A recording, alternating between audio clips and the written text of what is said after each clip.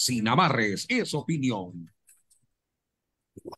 Sin amarres, una mesa de diálogo donde sobresalen los temas de mayor interés social, económicos y políticos del país. Bienvenidos a su espacio, Sin amarres. Bajo la conducción y dirección del sociólogo Stalin Poveda Granoble. En el aire.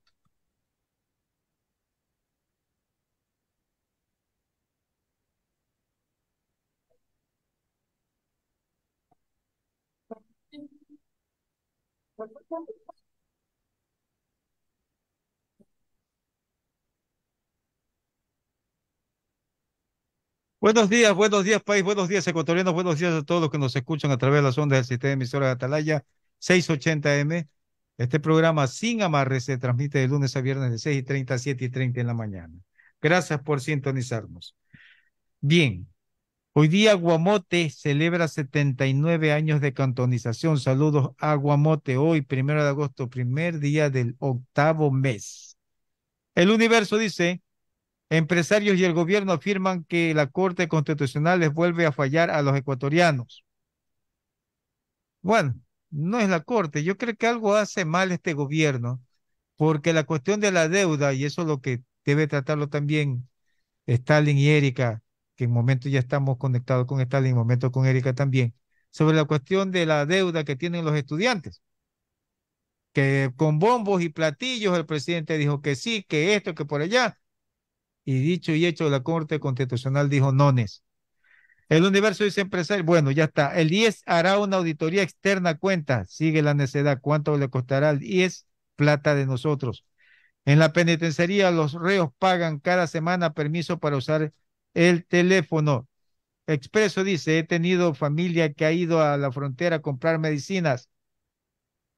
La hora, la gobernabilidad se juega en la asamblea. Violencia no se frena, violencia sin freno, dice exactamente el Extra, el diario Extra. El Mercurio, a ver, no está, bueno, la hora, dice: Ambato, con amenazas de muerte, bandas delictivas reclutan vendedores de droga. La opinión de Machala: 341 muertes violentas en lo que va en 2023 en Machala, en la provincia del Oro. La hora de los ríos: secuestros, un delito que se toma los ríos. Ecotel de Loja dice: habría masiva postulación para la UNL. El Metro dice: éxito total en primer torneo de pádel en Guayas. La Crónica de Loja dice: desde el 11 de agosto todos los caminos conducen al Cisne. Vamos a ver qué más tenemos. Entre los invitados también, compañeros, vamos a tener hoy día invitados. Exactamente. Tenemos en punto de vista, vamos a tener al doctor Antonio Gallardo, exfiscal del Guayas, al abogado Enrique Fósil, director provincial del IES. A las 10 horas va a estar el economista Segundo Camino. Y en Sin Amarres, por supuesto, no podemos dar de lado. En Sin Amarres vamos a tener exactamente el día de hoy al doctor Ismael Quintana. Don Stalin Poveda, muy buenos días. ¿Cómo ha pasado usted?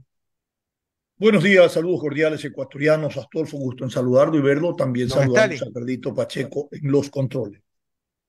Hoy es 1 de agosto 2023, Ajá. octavo mes. Sí, octavo mes.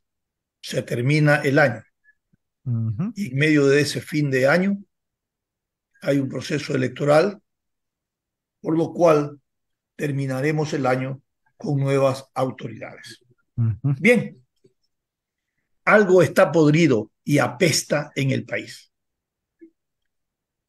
Nadie detiene la violencia y el crimen y el narcotráfico. Y la institucionalidad del Estado, del gobierno, cada día está más debilitada. En el gobierno se han experimentado todas las herramientas necesarias para el combate al crimen organizado y al narcotráfico, sin resultados. No han podido controlar las cárceles, esto que es un territorio confinado donde se podría directamente controlar las cárceles, la controlan las bandas delincuenciales. el Estado no ha podido tener predominio sobre el monopolio de la fuerza y de las armas. La institucionalidad, me voy a referir a lo más patético o lo que se observa, es que el sistema de justicia está al servicio de los delincuentes. De todo se ha hecho aquí en el país. Los estados de excepción por docena son permanentemente puestos en vigencia, ya más de una docena.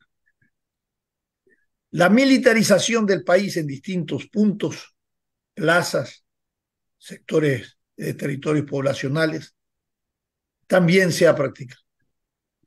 Aumentos de policías, también tenemos. Compra de armamentos, también están llegando en cantidades industriales, dice el gobierno. Habla de millones de balas, de no sé qué cosa. Eso sí, balas nomás, por armamento. Balas, no. Aquí podemos tener las balas, pero no tenemos con qué dispararlas. Estos son los Es el con la contrastes. boca a la final, pues, ¿no? Estos son los contrastes. Ay, Dios mío.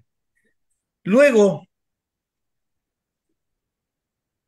continúan los secuestros, las muertes, los asesinatos, el contagio y contaminación de generaciones completas que se han convertido en generaciones zombies. Caminan como cadáveres insepultos producto de que los atrapó el vicio de los estupefacientes.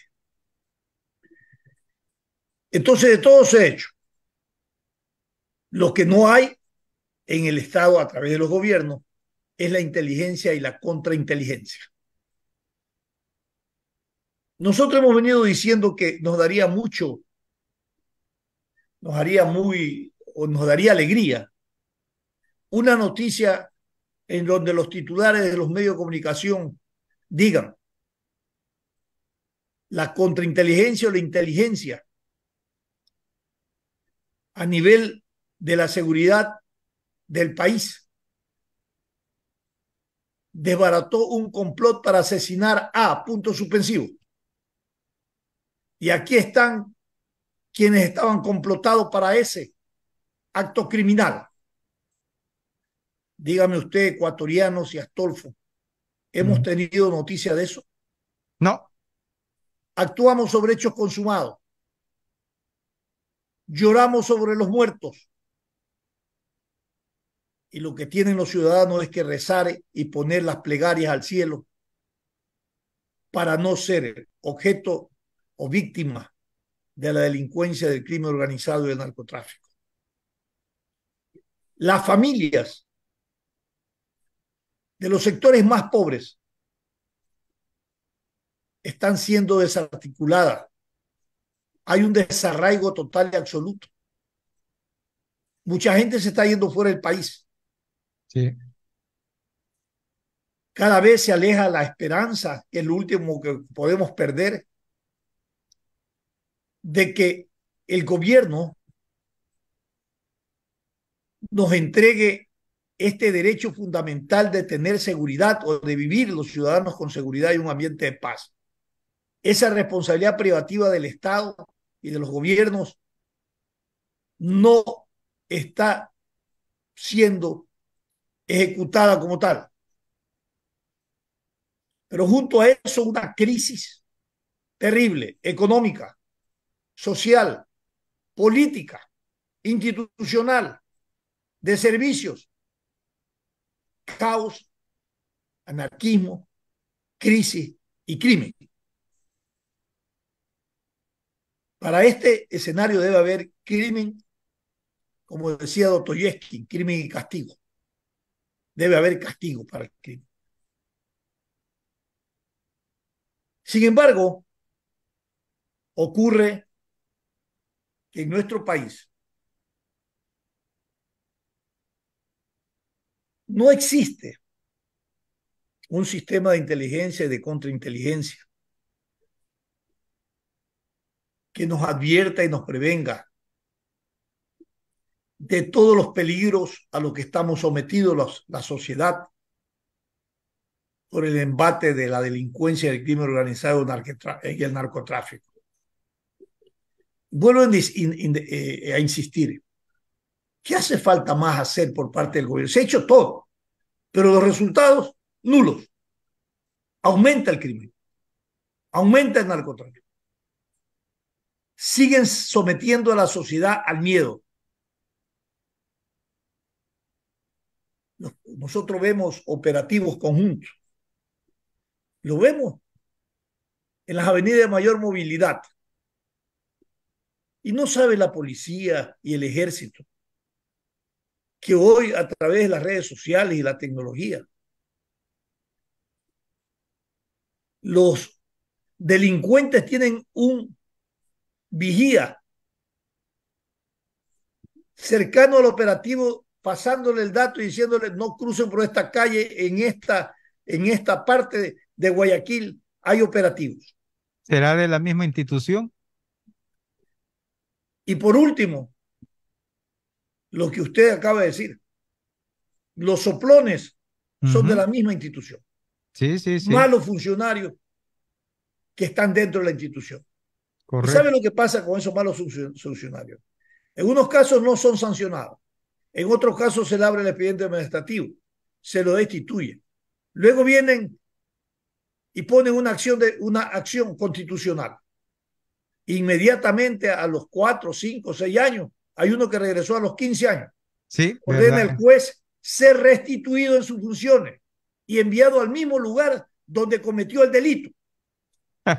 Bueno, aquí algo está podrido, señor. Algo está podrido. Luego viene la denuncia y la mediatización de la denuncia del narcotráfico, del crimen organizado. Luego viene quienes están involucrados: la narcopolítica, el narcocandidato, la los derechos humanos, los narcogenerales, los narcopolicías. Al final, ¿vivimos en un estado narco? Nos preguntamos. Así es. Y eso sí, vivimos en un estado narco, estamos en un estado fallido. Todo ha fallado. Todo ha fallado. No hay un mensaje en donde los ecuatorianos pudiéramos pensar que realmente se está generando una lucha frontal a la delincuencia y el crimen organizado. No existe como tal. Cada vez nos arrincona el miedo y se inmoviliza la sociedad porque la gente ha cerrado sus negocios, se está yendo fuera del país. Así es. Hay un desarraigo en la vida familiar. Los jóvenes, los adolescentes, cada vez tienen objetivos aspiracionales de ser jefe o capos de bandas y pandillas. Usted le pregunta a los jóvenes qué quiere ser. No, yo quiero tener plata, tener mujeres, placeres. Quiero ser el jefe de una pandilla. Y para eso, para estar dentro de una pandilla, hay un rito, una ritualidad. Las pandillas tienen sus códigos y su ritualidad para ingresar y reclutar a los miembros de su pandilla. Así es. Van desde adoctrinamiento, formación militar, formación en prácticas de tiros, manejo de armas. Inteligencia y contrainteligencia. Y estos sí son preparados. Claro. Preparados para saber cómo burlan a la policía y al ejército. Así es. Ellos sí están preparados y están capacitados. Bueno, y finalmente el diploma para integrar la banda es ser gatillero. Lo mandan a matar a un objetivo de que ellos han seleccionado. Así es. Y vemos a estos niños, estos adolescentes, convertidos en sicarios. Claro, ¿por qué los niños? ¿Por qué los adolescentes?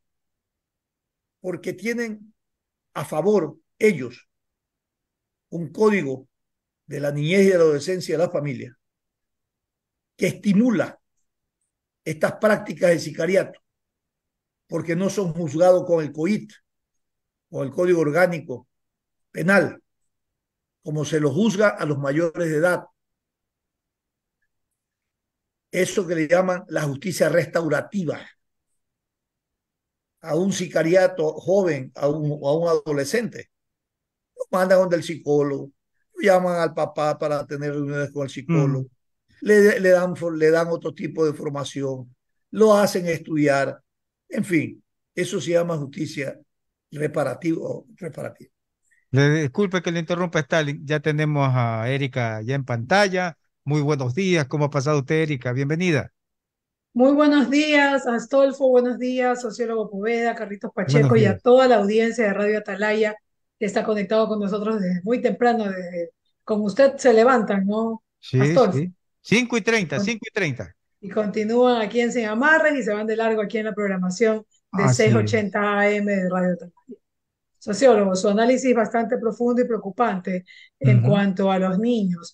Y no solamente son personas o niños que en este momento están teniendo algún tema o problema relacionado con eh, pobreza extrema, sino que también veo en los parques, ahora que estoy yendo mucho a parques, niños jugando a ser delincuentes. Niños jugando, Claro, yo soy de esta banda, yo soy de este grupo, yo soy de este grupo, y yo, ¿qué están haciendo? O sea, me detuve a decirles, ¿y qué están jugando? ¿Cómo así? Y son chicos de 10 11 12 años que están ya jugando, no solamente en un entorno donde tú dices, bueno, es porque necesitan o porque se los convencen a los padres, no, es lo que están viendo el día a día los niños a todo nivel y ahora se presta para juegos y a esto súmale los juegos de violencia que también se dan en algunas plataformas virtuales, eso incrementa aún más. Lo que están consumiendo nuestros niños en sus mentes es violencia. Lo que usted sí. está diciendo, Erika, es bastante peligroso, ¿ah? Oiga, que se pongan a jugar y diga, yo soy de los tiguerones, yo soy de los truchas, yo soy de esto de aquí, yo pertenezco a la banda de la mamalucha y todo eso. Me ha puesto a mí los pelos de punto, ¿ah? Disculpen.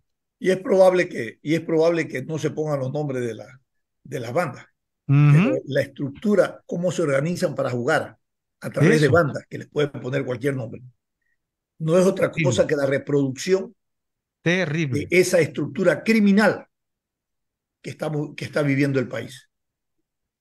Y dígame una cosa, ¿y cuál es el plan que podría tener un ministerio, un gobierno, para prevenir, precautelar la sana existencia de estos jóvenes, que son el presente de nuestra patria?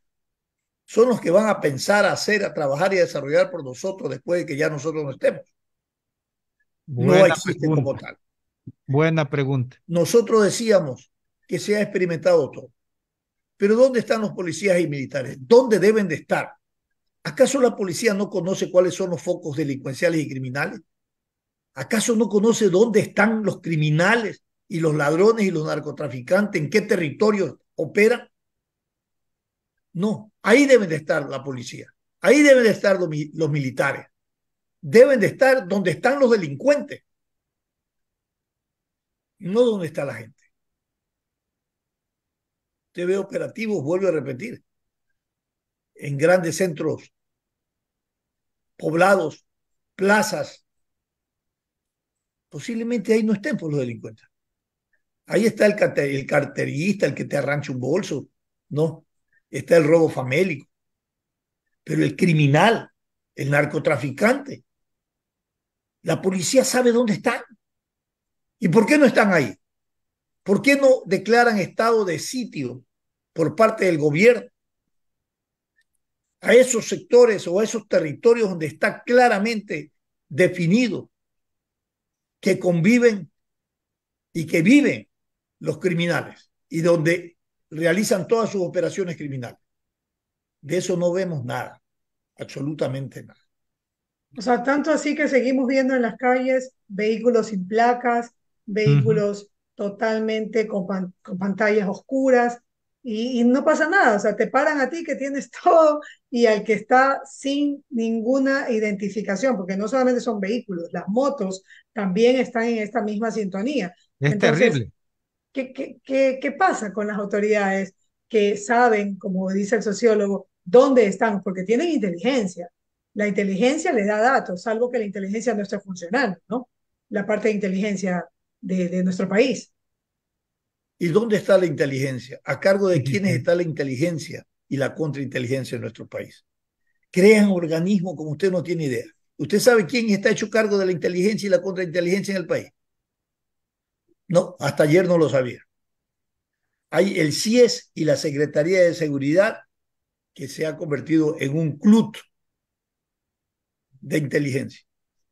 ¿Y Porque por qué entran, club? ¿Por qué club, así, es un Jaime? club. Porque entran los responsables, los directivos, y entonces usted le ve una corona de inteligencia, Y los ¿no? resultados, Pero, y de contrainteligencia, pero, Buena, un club. oiga, pero no tienen inteligencia, Ya, ¿no? pero, Son pero, pero nominados pregúntele al para las señor instituciones de Zapata. inteligencia y contrainteligencia, pero no tienen inteligencia. Ahí están los Preguntémosle al señor resultados. Zapata, que él es el inteligente en estas cuestiones. El señor Zapata. El señor Zapata está imposibilitado como está imposibilitado un gobierno cuando ha arreado banderas, cuando ha entregado su responsabilidad del monopolio de las armas y de la fuerza de delincuencia. La delincuencia lo ha rebasado al Estado, al gobierno. Sí, Tienen la 100%. alta tecnología armamentícia, tienen dinero sucio, han convertido al país en una lavandería, que vuelvo a insistir, hay que ver con qué detergente están lavando, porque aquí quedan blanquitos, han blanqueado todo lo que son dineros del narcotráfico. O sea que Tres va con mil, cloro. 4.000 millones, dice el organismo de control, ¿no? De inversiones irregulares o de dineros irregulares que circulan como masa monetaria que existen en el país. La UAFE puso un informe por primera vez diciendo casi como 4.000 millones están blanqueados. Pero ¿hay algún detenido por blanqueo de dinero? No, No.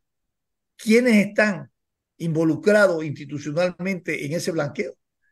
Desde el sistema, desde el poder político al sistema de justicia y al sistema financiero del país. Están involucrados. Claro, nadie los toca, nadie dice nada. Sin embargo, siguen sangrando al país y generando las inestabilidades por las cuales atravesan. Algo está podrido y huele mal en el país. Hay que ver cómo ese fétido olor se termina, se combate. Estamos frente a un proceso electoral en pocos días y no es que a quien elijamos va a resolver los fétidos que hoy se huelen en el ambiente. Por lo menos va a bajar el olor. Hay que entonces reflexionar a quién le entregamos el voto, a quién elegimos y ver también qué es lo que nos ofrece y qué puede en corto plazo hacer en un año, 5 meses. Eric. el problema del fétido olor, sociólogo, es que los estudios dicen que una vez que nosotros percibimos un olor desagradable, después de 3 minutos máximo o 5 minutos, usted ya se acostumbra a ese olor. Lo Y adoptamos, ¿no ya es para cierto? usted es normal, ya no lo percibe. Pero Entonces es lo que está eso es pasando. interesante. Está contagiado entonces la sociedad de ese olor.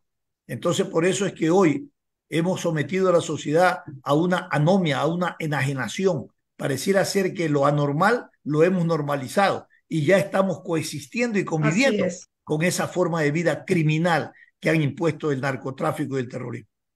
¿Qué le parece? Esto es lo que está pasando. Astolfo, sí, terrible, terrible. Oiga, terrible, un ¿no? saludito, perdón que les interrumpa, un saludito para el señor Jaime Barros Zamora, que nos escucha desde muy temprano, de lunes a viernes. Ya desde las 5:30, 5:30, 5:40 está sintonizado con Atalaya. Y él me dijo, dice, Saludos a vaya donde Jaime Barros vaya, Zamora. ajá, Saludos. ya, y le ha dejado dos cositas ahí para ustedes, se las entregué a Pachequito, para cuando usted venga sociólogo, las retire. Son unas agenditas bien bonitas, simpáticas, que es un obsequio especial que ha dejado don Jaime Barros para ustedes, tanto para usted como para Erika, ¿ya? Entonces dice, Muchas gracias, don Jaime pequeño el Bajo. Qué presente, pero sensible con detalle. mucho cariño y mucho Lo amor, y vamos a que apreciar sigamos mucho. adelante. Me indicó, sigamos adelante, pero con mucho cuidado, dice. La situación no está tan bien que Todos los días nos advierten eso en realidad. sí, No sí, sé sí. cuál es la línea del cuidado que debemos de tener. No sé, Porque pero por O el sea, otro todos los lado, ciudadanos salimos encomendados a Dios porque todos los sí, días es una suerte de qué va a pasar hoy. así así es, es. así sea de mañana, tarde, noche, de madrugada, uno tiene que andar peor que Pedro Navaja. Dios Así es. nos guarde. Bien, vámonos al corte, compañeros. Ya vamos a tener a nuestro invitado. Simplemente para reflexionar. Yo digo, ¿qué es lo que está pasando en la sociedad? No lo sabemos. ¿Dónde están los padres de estos muchachos? No sabemos tampoco. ¿Por qué se les da mucha libertad? En nuestro tiempo, al menos Stalin tiene que haberlo vivido, nuestros padres eran tan exigentes y tan minuciosos en todo, que si tú traías de la escuela una pluma que no te pertenecía y esa pluma no es que un amigo me la dio, no, mañana se la devuelves. Si no, hablamos acá. Y así uno obedecía. Pero ahora, vaya a ver qué es lo que sucede y no hay problema, se esmeran, gritan y saltan cuando no les dan el colegio o la escuela que ellos quieren. Van las 3 primeras semanas y las demás semanas van, nunca más van es a fin de año cuando están dejando al chico de año. Bien, vámonos al corte, compañeros, para seguir con más de Sin Amarra a través del sistema de emisoras Atalaya 680M con nuestro invitado de hoy. Ya volvemos. Este es un programa de opinión, categoría O, apto para todo público. El siguiente es un espacio publicitario apto para todo público. Vuelve al Ecuador el galán de las telenovelas, señora Cristal, la dama de rosa, en un concierto íntimo. ¿Por qué te quiero? Porque aún yo siento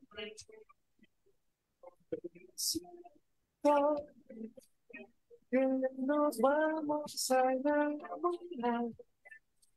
Cuenca, 3 de agosto, Hotel Oro Verde, Club Biblo San Borondón, Club Biblo San Borondón, 5 de agosto, con piqueo y bebidas son incluidas. Compra ya tus boletos en Ticket Show en Guayaquil y Cuenca. Carlos Mata, en un concierto que no te puedes perder. Déjame intentar conquistar tu amor. Matan las ganas, me matan las ganas. Estoy agradecido. ¿Por qué? Porque voy a emprender. Estoy cumpliendo mis sueños como emprendedor. Estoy muy contento, estoy. Con muchos agricultores estamos agradecidos. Apoyar a esa base de la pirámide productiva. Más de $1.000 millones en créditos entregados. Miles de sueños cumplidos. Nuestro trabajo continúa. Visita la agencia más cercana y accede a nuestros créditos productivos. Ban Ecuador, financia tus sueños. Gobierno del Ecuador. Autorización número 0313. Elecciones anticipadas 2023 y consultas populares de Yasuní. Después de un accidente de tránsito, cada minuto es crucial para las víctimas. Por eso, usa tu celular para solicitar ayuda. Siempre cede el paso a los bomberos. Si existe una herida externa, ejerce presión para evitar la hemorragia.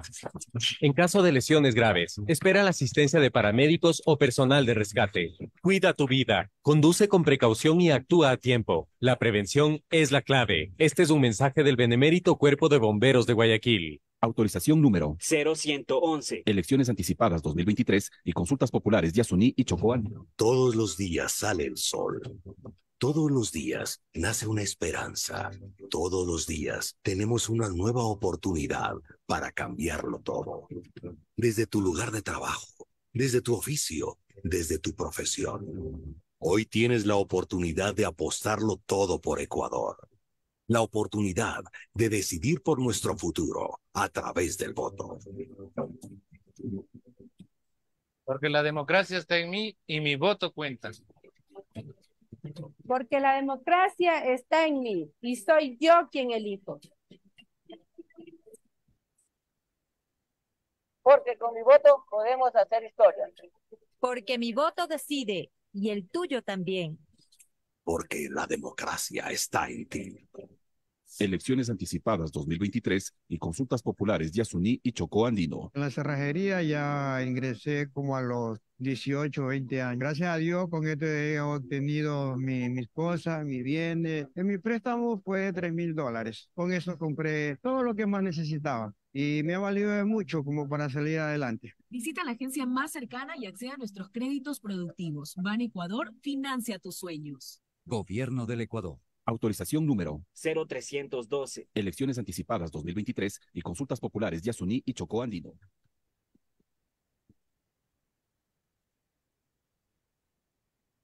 Vive la fiesta de los octavos de final de la Copa Sudamericana. Martes 1 de agosto, 19 horas, en el estadio George Capwell, el tricampeón del Ecuador, el Club Sport Emelec, se enfrenta a Defensa y Justicia de Argentina. Vive la fiesta del fútbol a través de una sola señal.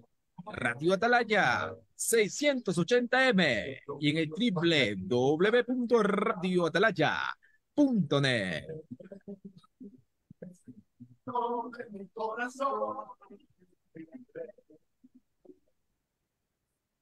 Fin del espacio publicitario. Usted está escuchando un programa de opinión, categoría O, apto para todo público. Sin amarres. Una mesa de diálogo donde sobresalen los temas de mayor interés social, económicos y políticos del país. Sin amarres, bajo la conducción del sociólogo Stalin Poveda Granobles.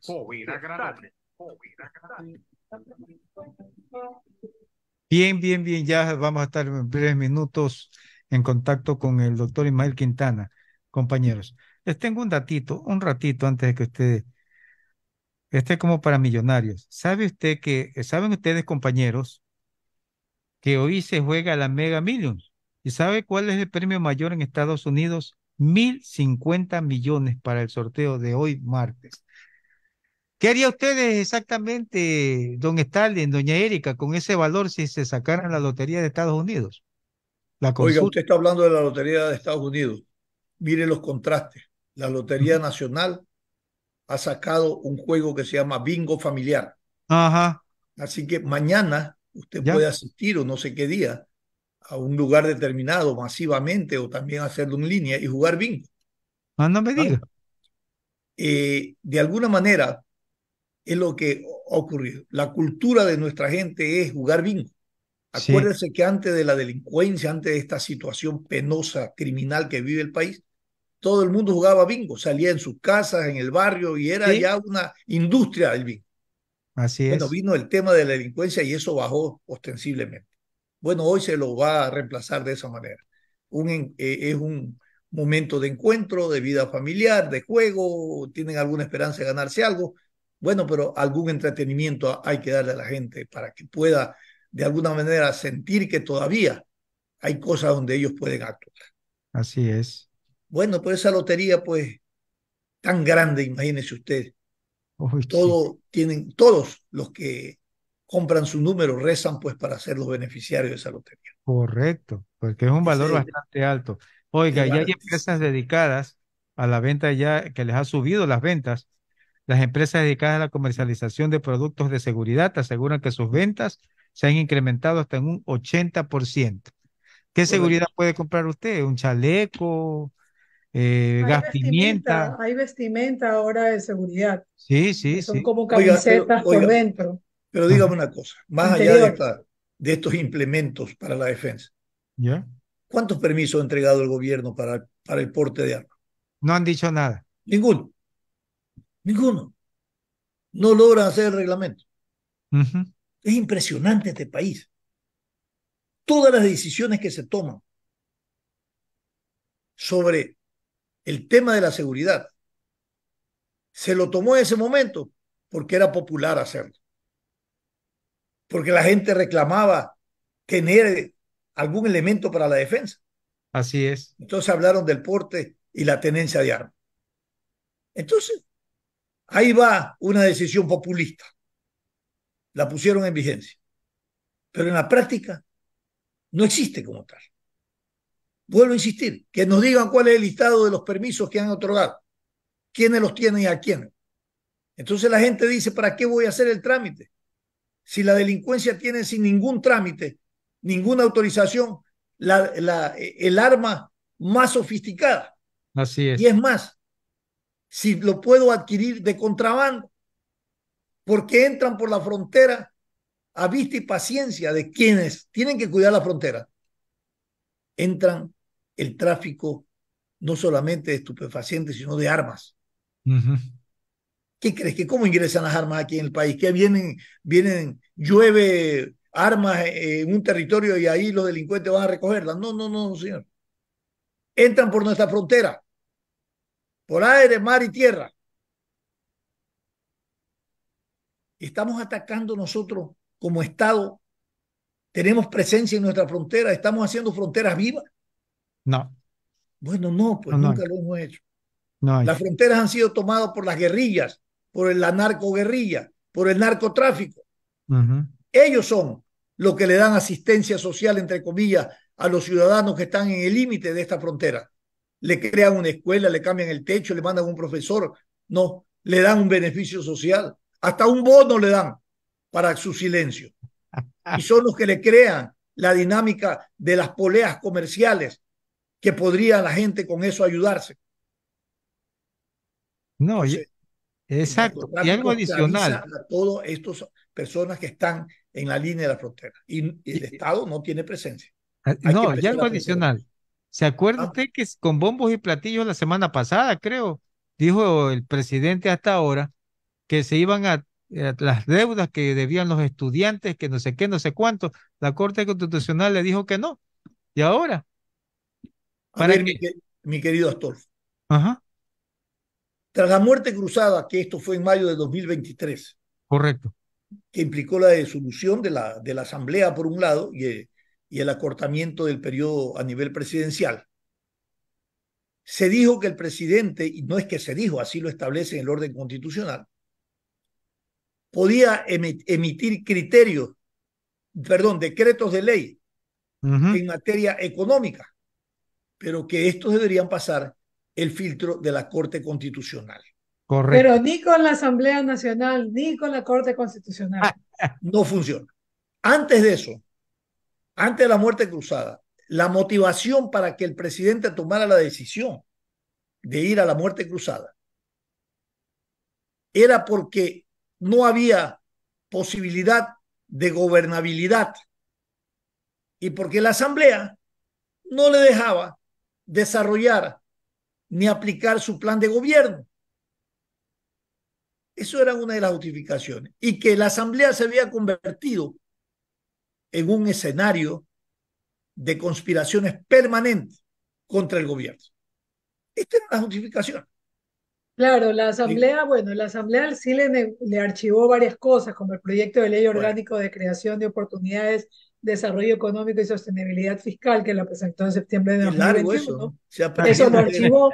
También archivó el proyecto de ley orgánica de atracción de inversiones, fortalecimiento del mercado y valores y transformación fiscal. También estuvo archivado en el 2022. Por ahí les aprobó una o dos leyes y efectivamente decía que no tenía gobernabilidad. Por eso iba bajo decreto a gobernar. Perfecto. Bien, ya tenemos a nuestro invitado, compañero. No ha funcionado ni lo uno ni lo otro. Hoy se lo vamos a preguntar a nuestro invitado, al doctor Ismael Quintana, constitucionalista. ¿No? Le damos la bienvenida al doctor Ismael Quintana, siendo las 7:07 en Sin Amarres a través del sistema de emisoras Atalaya 680M. Ustedes tienen la palabra, compañeros. Doctor Ismael Quintana, buenos días. Qué gusto saludarlo. ¿Cómo está usted? Buenos días, don Stalin. Un abrazo para usted, un abrazo para quienes también pues, se encuentran en cabina y por supuesto para quienes nos están escuchando a través de Radio Atalaya. Perfecto. Con muerte cruzada y sin muerte cruzada, no hay gobernabilidad ni gobernanza institucional. La institucionalidad, uno frente a los otros, se arroga funciones, establece criterios y determina pronunciamientos. Muchos dicen que están dentro del orden constitucional. En el caso de la Corte Constitucional, que para el gobierno se ha convertido en una muralla respecto a los decretos ley que tiene que pasar por el filtro de la Corte Constitucional. De los 4, solo ha aprobado 1, porque el tema de la urgencia se ha vuelto un cuello de botella. Y sobre esto hay muchos criterios. Unos que consideran que la Corte Constitucional está emitiendo su fallo constitucionalmente y otros que se excede y que va en la línea también de lo político. ¿Qué pasa en nuestro país? ¿Cuándo podemos lograr, primero, tener criterios unánimes respecto al respeto de lo que establece el orden constituido, el orden constitucional? ¿Por qué se lo acusa de un lado que no es constitucional su resolución y del otro lado que es político? ¿Qué pasa en la institucionalidad del país? Buenos días y bienvenido. Bueno, yo creo que el presidente Lasso se ha generado una sobreexpectativa de lo que podía ser y lo que podía hacer también en un contexto extraordinario, como es el caso de la disolución parlamentaria, lo que nosotros llamamos muerte cruzada. No sé si él se generó solo la expectativa grande o sus asesores le engañaron, ¿no? Diciéndole que, pues, claro, esto era soplar y hacer botellas, que nos íbamos a deshacer de un problema como era su relación con la legislatura, que era una relación muy mala, eh, y que entonces a partir de aquello el decreto de disolución parlamentaria suponía una especie de cheque en blanco, ¿no? A través del cual entonces el presidente mandaba a mansalva decretos de ley calificados por él de urgencia en materia económica, aunque no sean urgentes en materia económica, y que la Corte Constitucional iba a ser pues una especie de apéndice de la Secretaría General Jurídica de la Presidencia, donde los miembros de la Corte iban a ser una especie de receptores de decretos, teniendo la obligación de emitir dictámenes favorables de constitucionalidad. Es decir, me parece que por ahí era la expectativa. La realidad ha sido otra, mi querido Stalin. Y la realidad es que las muertes cruzadas no son, pues, y el presidente nos está demostrando soplar y hacer botellas, mucho más cuando usted no tiene, porque parece que por ahí es el problema, la capacidad para elaborar buenos decretos ley de urgencia en materia económica. Entonces, hasta aquí el partido lo está perdiendo el presidente de la República por 3-1, llamémoslo así, utilizando lenguaje futbolero. Y cuando usted empieza a tener ese resultado en un partido, para seguir con esa comparación, probablemente hay que hacer cambios, pues, ¿no? Fíjese usted, cuando un equipo va perdiendo en un partido de fútbol, el director técnico generalmente, pues, cambia la alineación, cambia la estrategia de juego para tratar de revertir el resultado adverso. Acá el presidente Lasso sigue con la misma estrategia de juego, sigue con el mismo equipo de jugadores, esperando que haya un resultado distinto. Entonces, ¿qué ocurre esta segunda ocasión? La segunda ocasión el presidente envía 2 decretos ley más. Uno sobre el tema de las condonaciones y reestructuraciones a las deudas por créditos educativos y otro relativo a la reestructuración empresarial, ¿no es cierto? Para básicamente dejar de lado esta muy antigua ley de quiebras del año 97 e implementar un nuevo sistema. Y se lo manda en franco incumplimiento de los parámetros que la Corte ha fijado. En términos generales, y con esto voy concluyendo esta respuesta, la Corte ha dicho que el decreto ley de urgencia en materia económica debe reunir 3 elementos esenciales. 1, tener relación con la materia económica. 2, que ese decreto sea urgente realmente bajo los estándares que la Corte ya le fijó al presidente Lasso en los 2 primeros dictámenes relativos al tema tributario y al tema zonas francas. Y en tercer lugar, lo más importante, naturalmente, que no contravenga alguna de las disposiciones de la Constitución. La pregunta es quién revisa el cumplimiento de estos 3 parámetros, estándares o requisitos. La Corte Constitucional, de conformidad con el artículo 148 de la Constitución. ¿Dónde hemos tenido problemas a lo largo de estos 4 dictámenes con el presidente? Es decir, ¿dónde creo yo que el presidente y su equipo no terminan de entender la cuestión? La urgencia. El presidente sostiene, por un lado, que, y por eso viene el señalamiento, no me acuerdo si usted o Erika decían, que claro, hay voces que indican que la Corte se ha extralimitado al momento de revisar, principalmente el tema de la urgencia, que ha sido pues la manzana de la discordia. El presidente cree entonces que él puede calificar como urgente lo que a él se le ocurra y que la Corte no tiene por qué entrar a revisar la urgencia. Otros creemos, yo me sumo a eso y por eso estoy de acuerdo con las decisiones que ha tomado la Corte Constitucional, que la Corte sí tiene que hacer una revisión de esa calificación. Ojo, mire la diferencia. Nadie está diciendo que el presidente no tenga atribución constitucional para hacer la calificación, pero finalmente, ¿quién tiene que controlar, que revisar que esa calificación no suponga un bypaseo al texto constitucional? Es la propia Corte y por eso la Corte le ha hecho presidente. No todo lo que usted estima que es urgente en materia económica constitucionalmente lo es. Lo puede ser política, social, técnicamente, pero desde el plano constitucional hay que revisar otros elementos que son muy importantes en un contexto extraordinario, apolítico, como es el de la muerte cruzada, donde usted tiene un presidente gobernando sin asamblea, es decir, algo que en un Estado de Derecho es prácticamente impensado, ¿ya? Entonces, la Corte le dice, presidente, para que el tema sea urgente desde el plano del control de constitucionalidad, usted debe implementar normativa que sirva para paliar una cuestión que es emergente, que es urgente, que se ha producido en este momento sin ningún aviso y que tiene que ser atendida con medidas que generen un impacto económico positivo en la población de manera inmediata o que, teniendo en riesgo las finanzas públicas, usted pueda solventar, equilibrar esas finanzas públicas a través de la implementación de estos decretos ley. Todo lo que no tenga estos estándares o estos parámetros son asuntos que por más que pudiesen ser económicos, pueden esperar a la instalación de la próxima Asamblea Nacional. ¿Por qué razón? Porque lo democrático, le recuerda la Corte Constitucional al jefe de Estado, es que haya un diálogo entre el Ejecutivo y el Legislativo, una coordinación, un debate democrático entre ambas esferas del poder. ¿Ah? Entonces, claro, ¿qué ha pasado básicamente con el tema, por ejemplo, reestructuración económica empresarial? La Corte le dice, sí, hay cuestiones ahí que pueden ser positivas, pero no son urgentes. Y no son urgentes porque este es un tema que va a largo plazo, que no se va a implementar inmediatamente y que puede esperar tranquilamente a la instalación de la nueva Asamblea Nacional. Sáqueme de esta duda, doctor Ismael Quintana. Constitución, en el orden constitucional, las resoluciones de la Corte Constitucional son de última instancia. Efectivamente. Efectivamente. Sin embargo, en el escenario de la muerte cruzada, resulta que las resoluciones de la Corte Constitucional pueden ser revisadas y dado de baja por parte de la Asamblea Nacional.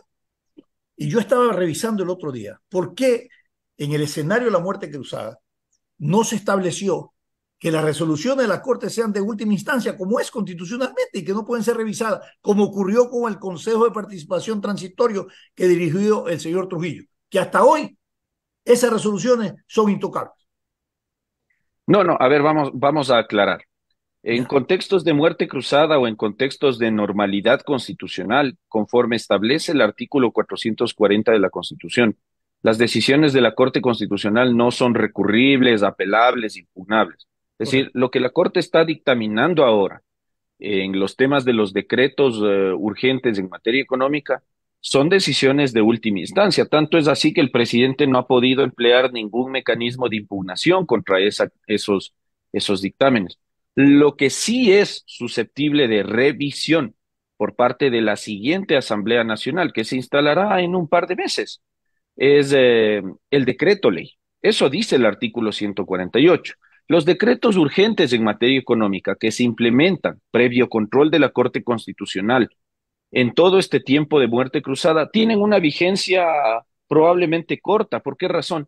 Porque están atados a la instalación de la siguiente asamblea. Una vez instalada la siguiente asamblea, conforme lo ha dicho también la Corte Constitucional, con el voto conforme de la mayoría simple de sus integrantes y mediante una resolución, puede votar para derogar o modificar el contenido de los decretos urgentes en materia económica. Entonces, lo que está susceptible a revisión no son los dictámenes, sino realmente los decretos urgentes en materia económica. Ahora, pero los dictámenes son sobre el decreto.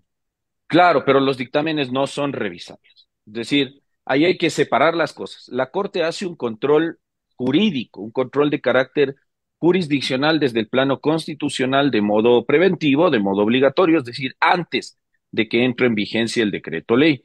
¿Ya? Lo que hace en cambio la Asamblea Nacional, y eso lo ha dicho la Corte a lo largo de estos 4 dictámenes, lo que hace la Asamblea Nacional, si es que acaso quiere hacerlo, es un control o una revisión de conveniencia política, de conveniencia social, de conveniencia económica, de conveniencia institucional, etcétera, etcétera. Esa es la revisión, que es un análisis. Correcto. Dice el gobierno que en momentos de crisis todo lo económico es urgente, tiene carácter urgente, y que dice que las resoluciones de la Corte Constitucional en este momento le han dado la espalda a los ciudadanos, que los 2 proyectos que han sido vetados por la Corte Constitucional no tenían un objetivo de contenido social.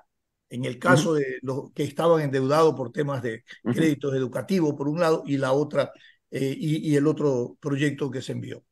Sin embargo, no es que pierde el gobierno. Según ellos, se le está asestando un daño a los ciudadanos que podrían haber tenido la oportunidad de sacarte de encima temporalmente este gran problema que tienen con la deuda con el Estado producto de estos créditos de becas que tenían.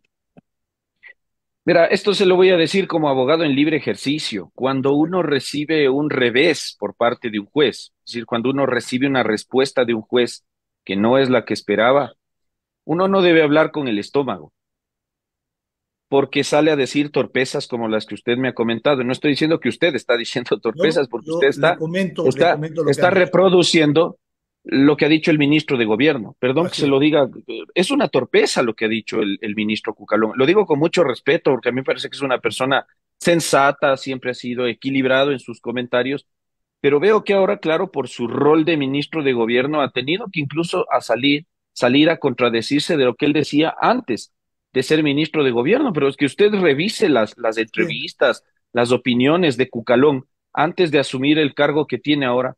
Era uno de los que más lustraba los zapatos de los miembros de la Corte. Perdón que se lo diga de ese modo, pero para el señor revisar Cucalón, efectivamente esa declaración. no había mejor estamento institucional en el país que no sea la Corte Constitucional, pero si la defendía con uñas y dientes. La Corte era de noche y la Corte decía que es de día, y el señor Cucalón decía que está bien, que sí es de día, aunque era de noche. Claro, Resulta ahora claro, dice que han pasado, la Corte Constitucional ha pasado de mínimamente verosímil a lo verosímil. Sí, efectivamente, ¿no? A lo inverosímil, dice este hombre. Entonces, fíjese usted cómo cambia el criterio. Por eso uno tiene que tratar de ser objetivo en la vida cuando emite una opinión, precisamente para que no nos pase esto, de andar cambiando de opinión por la conveniencia política del momento. Finalmente, ¿qué es lo que pasa y por qué le digo que esto es una tontería del ministro de Gobierno? Porque no ha leído el dictamen. La Corte le está contestando esa duda, y no es que la Corte le está dando la espalda al país, pero la Corte tiene una misión. Las Cortes y los tribunales constitucionales existen precisamente para evitar lo que el ministro Cucalón y el presidente Lasso quieren, que es poner en vigencia cualquier barbaridad jurídica con sobrepasamiento de normas constitucionales. La Corte no tiene por qué revisar qué es lo que le conviene al país, si esto es socialmente aceptable, si esto es políticamente conveniente o correcto. La Corte tiene una misión, y la misión es defender la Constitución, incluso aunque eso pudiese resultar política y socialmente inconveniente para la propia Corte. Exactamente. Clarísimo, ¿Ya? Ahora, solamente para aclarar esto, y vamos con Erika.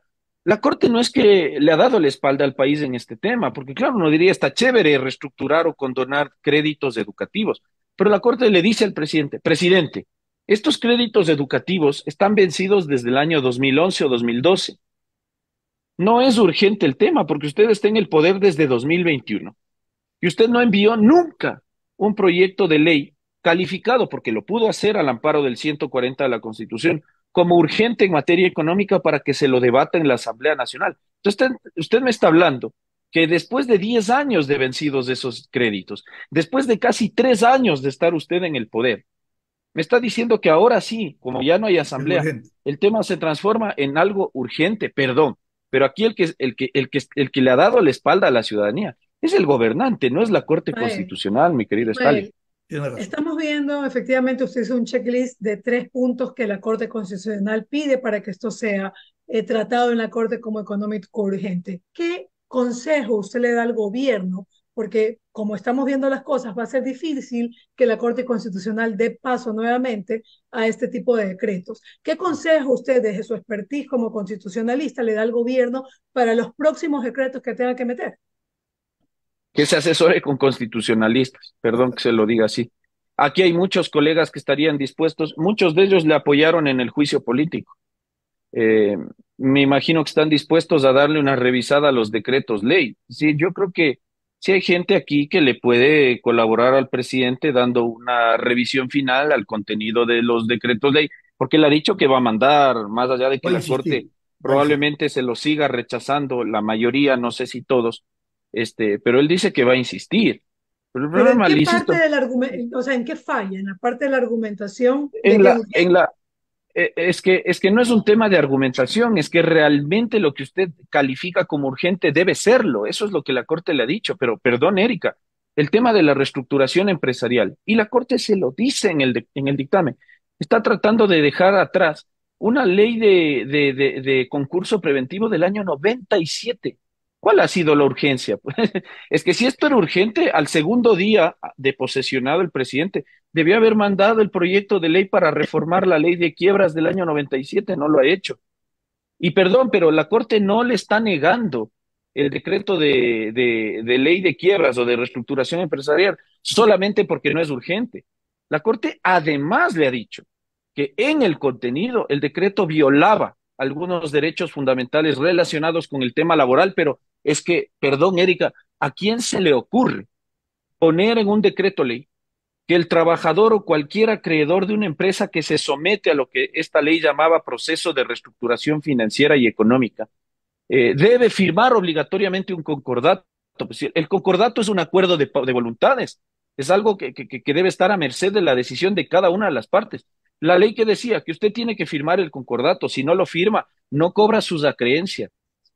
Y que si usted como trabajador demanda a la empresa a la cual usted trabajaba y se ha sometido a este proceso, no iba a prosperar la demanda porque se la debían rechazar. Eso le advertimos al presidente, pero es que, perdón, es un estudiante de tercer nivel de derecho.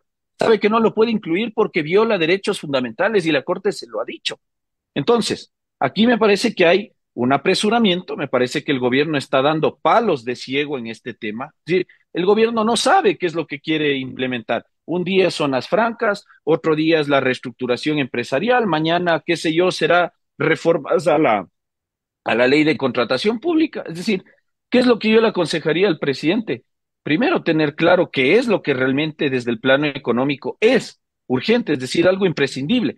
Por ejemplo, si el día de mañana, Dios no quiera, el fenómeno del niño se presentara acá en el país, pero con una crudeza tal, eso es urgente, pues hay que implementar medidas económicas para paliar esa emergencia. Por ejemplo, ese es un tema que la Corte no podría, no debería rechazar. O sea que también va a ser negado porque va a mandar inmediatamente, va a insistir a mandar un decreto ley sobre el fenómeno del niño.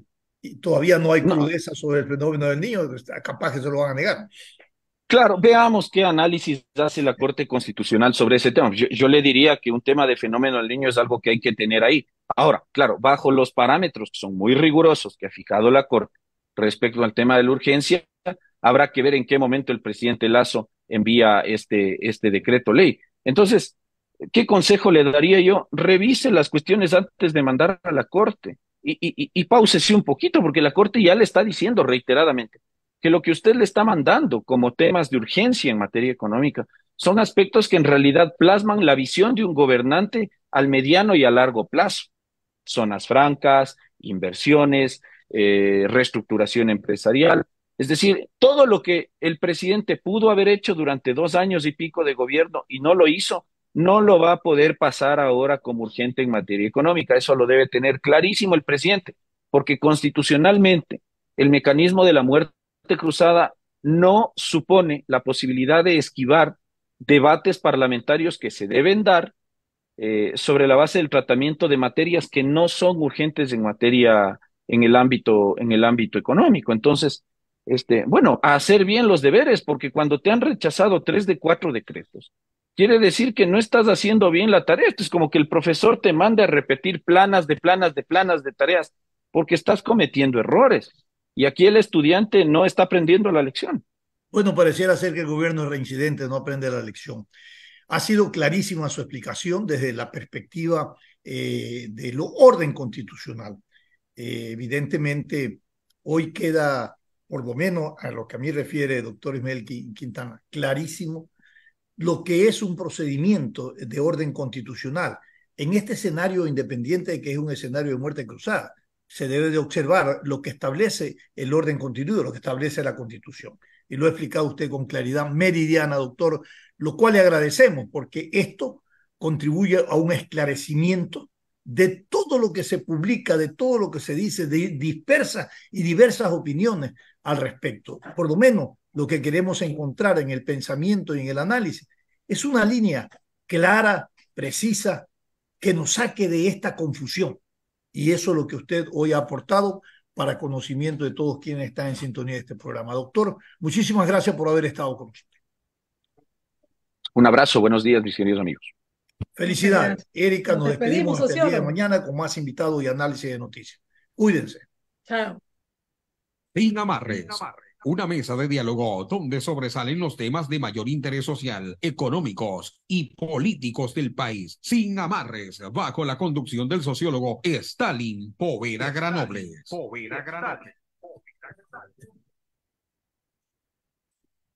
El siguiente es un espacio publicitario apto para todo público.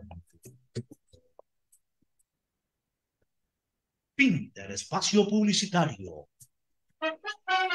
El siguiente es un espacio contratado. Radio Atalaya no se solidariza necesariamente con las opiniones aquí vertidas.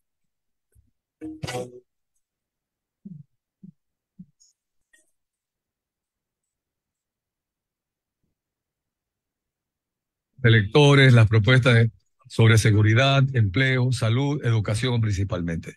Sí, bueno, creo que es una de las campañas en la historia del Ecuador que más rápido ha crecido, ¿no? Mi esposa me raya de que 2 meses atrás no me conocían ni los vecinos. Hemos crecido rápidamente y creo que tenemos la mejor tasa de conversión de conocimiento e intención de voto. Y creo que eso se debe a que los ecuatorianos ya están cansados de personas que vienen a hablar con palabras bonitas, sobre todo de economía y seguridad, pero no tienen la más mínima idea del tema. Entonces creo que ahorita los ecuatorianos están apostando a alguien que realmente conoce y sabe cómo resolver sus problemas en los temas más coyunturales que tiene el Ecuador, que es empleo y seguridad. De acuerdo. Precisamente comencemos con el tema de la violencia. Estuve leyendo en parte lo que es el informe de la Unidad Antinarcóticos de la Policía Nacional, Jan. Y aquí quiero plantear una primera inquietud. Pero el que salió hace 2 semanas. Sí, el día 17 de julio. El caso es que en la práctica los candidatos, los 8 binomios, incluido Jan Topic, están hablando de dotarle a la policía de armamentos, de equipos, etcétera, etcétera. Cuando realmente el problema que vive el Ecuador es la invasión de 3 carteles internacionales, 2 de México y 1 de los albaneses, como los conocemos. ¿Qué va a hacer realmente Jan Topic para atacar la raíz del problema? Porque no solo es de Ecuador, sino inclusive internacional. Washington, excelente pregunta.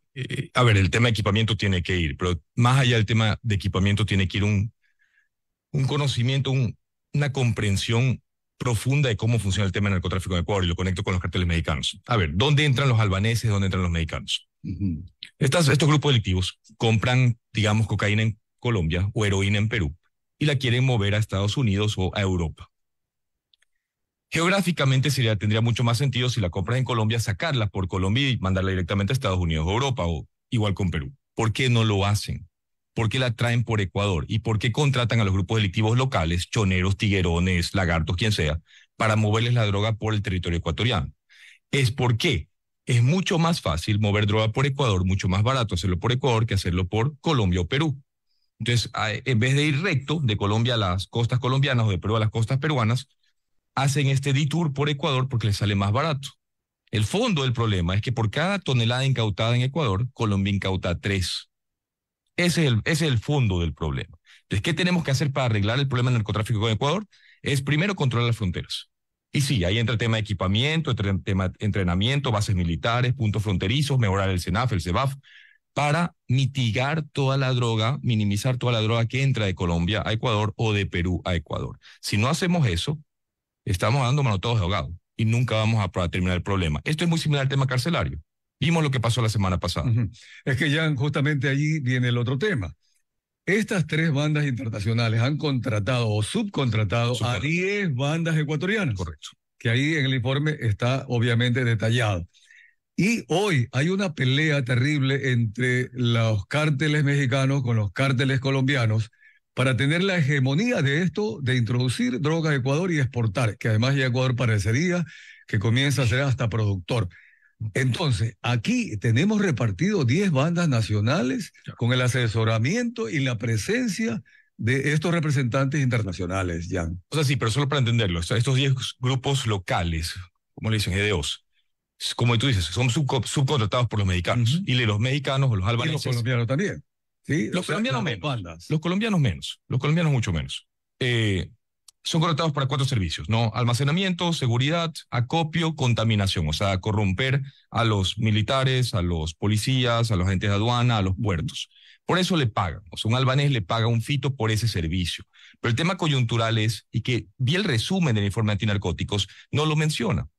¿Por qué no está el control fronterizo como parte de la estrategia nacional para combatir no solo el tema de narcotráfico, pero el tema del contrabando y el tema de armamento ilícito que entra al país? Si no arrancas en la frontera, repito, manotados de ahogado, es como el tema carcelario que mencioné.